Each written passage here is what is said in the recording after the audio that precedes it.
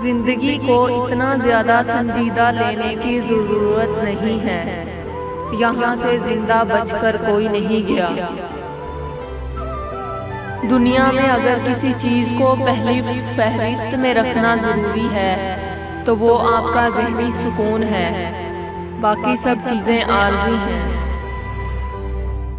कितनी दिलचस्प बात है ना, समुद्रों का मालिक एक आंसू पसंद करता है। अगर हमारा इखलाक सिर्फ मनपसंद लोगों के लिए अच्छा है तो हम सिर्फ मौका परस्त हैं, खुश इखलाक नहीं।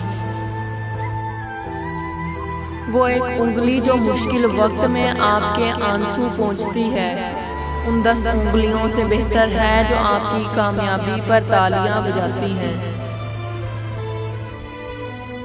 लोग सिर्फ सीरत का रोना ही रोते हैं, बात हर कोई शक्ल देख कर ही शुरू करता है।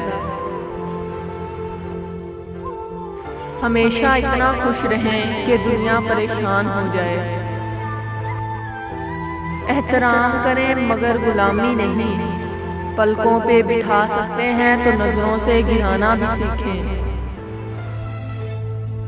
मैंने कुछ ऐसे गरीब भी देखे हैं जिनके पास पैसों के अलावा कुछ भी नहीं।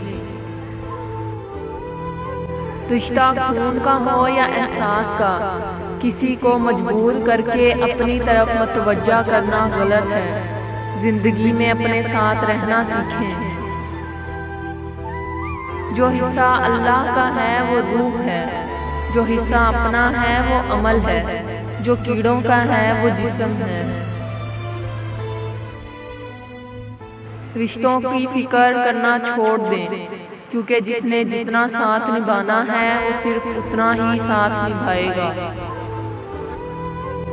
हर खता की होती है कोई ना कोई सजा, गम लिखे हो किस्मत में तो बन ही जाती है वजह।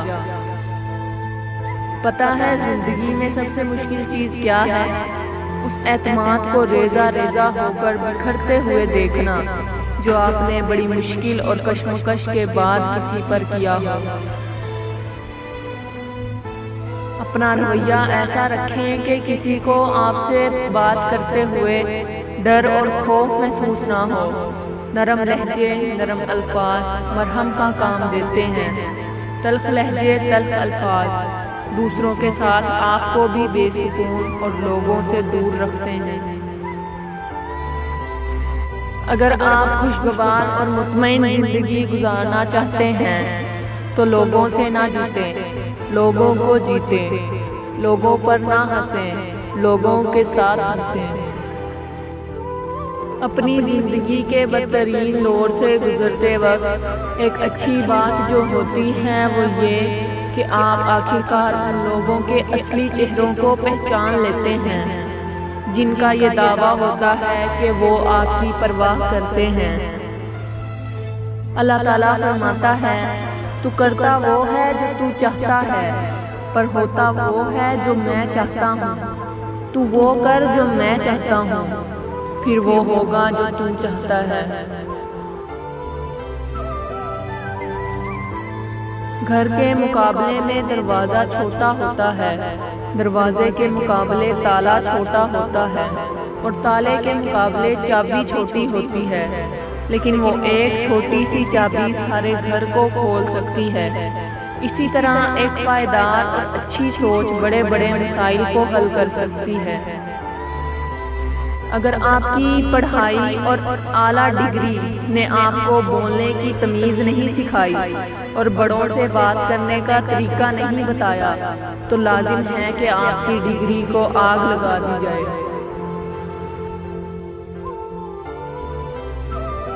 पता है मोहब्बत क्या है? वो सारा दिन हमारे गुनाह देखता रहता है और हमारी नाफरमानियाँ देखता रहता है, और सुबह अपने ही फरिश्तों के हाथों हमारा रिस्क भेजता है।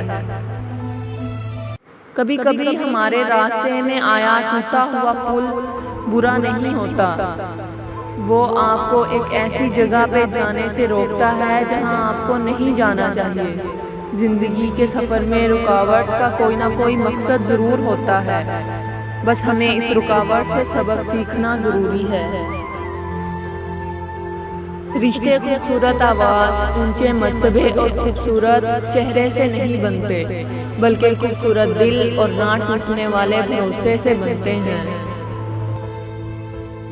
अगर तुम्हें हर जगह अपनी जमात, अपना लीडर, अपना फिरका या अपनी राय ही दुरुस्त लगती है, तो यकीन जानो तुम्हें मज़ीद तालीम की ज़रूरत है।